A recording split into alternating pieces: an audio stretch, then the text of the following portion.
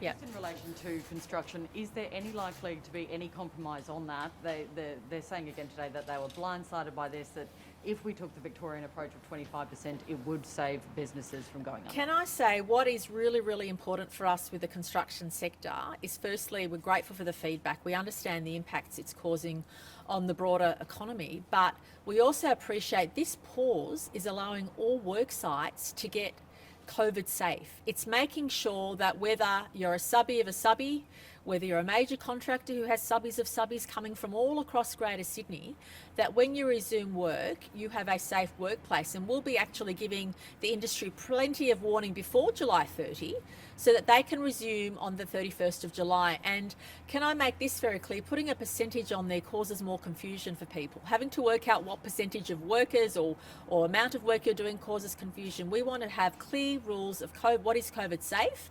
And can I thank the Treasurer, the Deputy Premier that are working with the construction sector on a daily basis and with Dr. Chan's public health team to make sure that every business, no matter how large or small, has, especially when it's regarding our mobile workforce, which is going to multiple sites, have COVID safety plans in place so they can resume on the 31st of July. And I want to make that very clear. We're also... Government projects had COVID safe. Yeah. They already had COVID safe plans. Back on the 31st, guaranteed construction. Look, there'll definitely be construction activity on the 31st of July. I can give you that assurance. And we're also working with the industry, and this is a really important point, to make sure sites are kept what we call live. And the industry uses the term warm, as in making sure there's enough security and that equipment's taken care of so that they can resume as quickly as possible.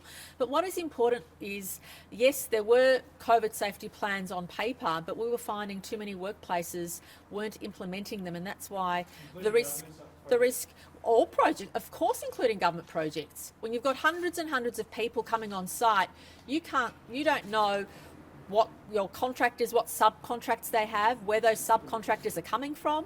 These are very complex work sites where literally hundreds and hundreds of workers from all across Greater Sydney are coming together.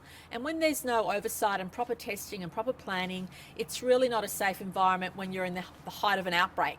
And so can I stress this to the sector? Firstly, thank you for your involvement. Thank you for your daily contact with our officials and members of the Cabinet.